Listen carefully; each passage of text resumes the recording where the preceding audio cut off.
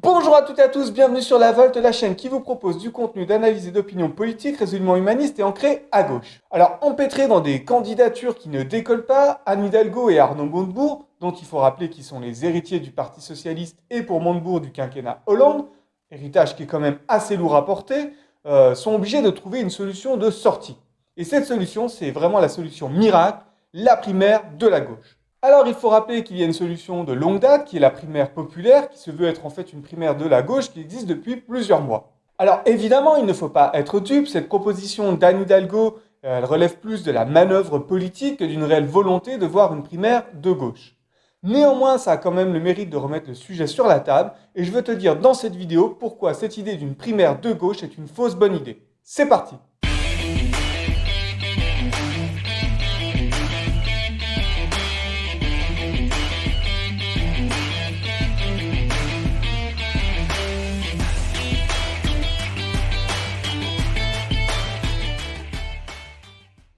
Je prends juste 10 secondes pour faire ma publicité, t'inviter à liker, à t'abonner si t'aimes ce contenu, c'est la récompense pour le travail qui est fait. Allez, on poursuit.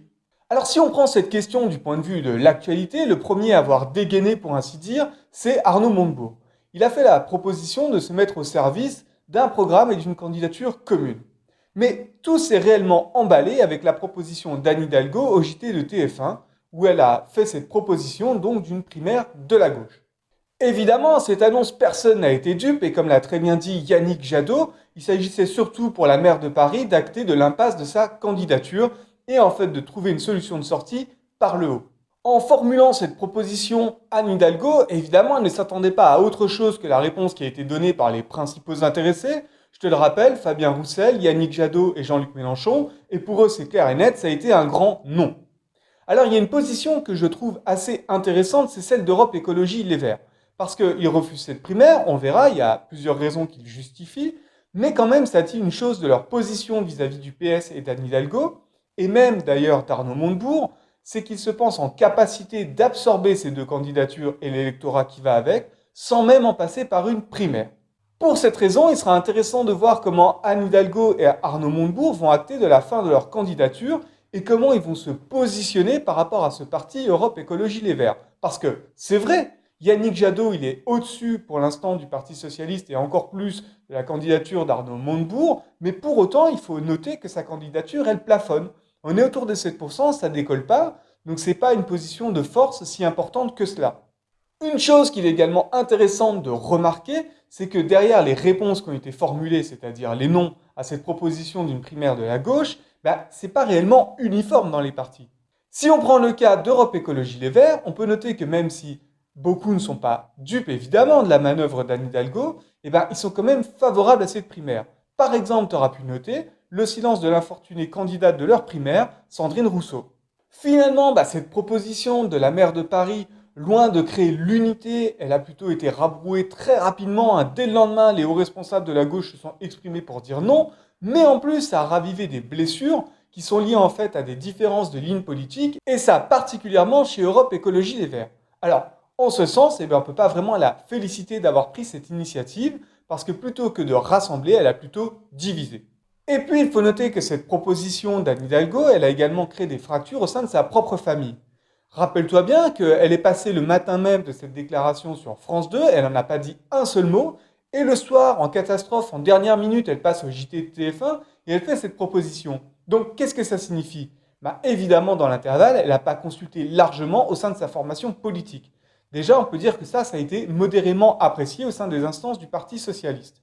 Ainsi, le choix qui a été fait par la candidate, dont je te rappelle d'ailleurs qu'elle avait refusé le débat avec Stéphane Le Foll, qui lui aussi voulait prétendre à représenter le PS, eh bien ce choix devient a posteriori, parce qu'il a été validé par les instances du Parti Socialiste, celui du Parti Socialiste. Qu'est-ce que ça nous dit de la candidate et du parti? C'est tout simplement un aveu de faiblesse auquel elle associe sa formation politique. Pourtant, il faut dire qu'au-delà des considérations politiciennes, il y a une initiative qui existe depuis longtemps, c'est la primaire populaire, et là aussi, on est sur une mayonnaise qui a bien du mal à prendre.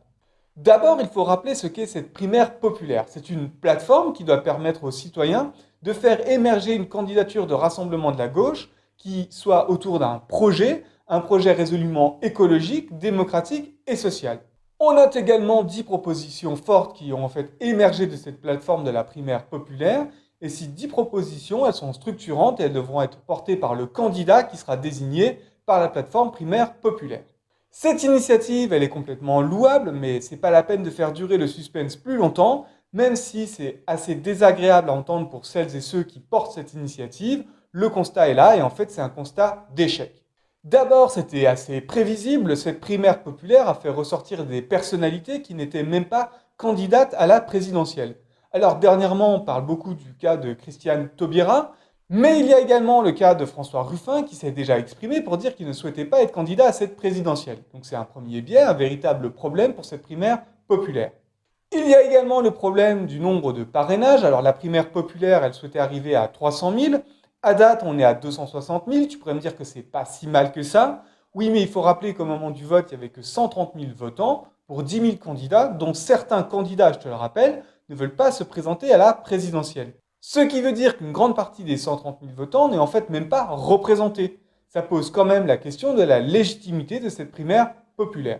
Le vote définitif, il aura lieu entre le 27 et 30 janvier. Mais à date, il y a seulement 3 candidats qui sont engagés à jouer le jeu et une quatrième dont on a dit tout à l'heure que c'était un petit peu ambigu, c'est Christiane Taubira. On ne sait pas pour l'instant si oui ou non elle va se présenter, elle va y aller. Malgré une belle mobilisation citoyenne, parce qu'il y a quand même 260 000 personnes qui ont apporté leur parrainage, je pense que tu vois pourquoi maintenant cette initiative est tout simplement vouée à l'échec. Il est absolument clair maintenant que les grands leaders de la gauche, dont un au moins est déjà issu d'une primaire, ne se rangeront pas derrière cette initiative.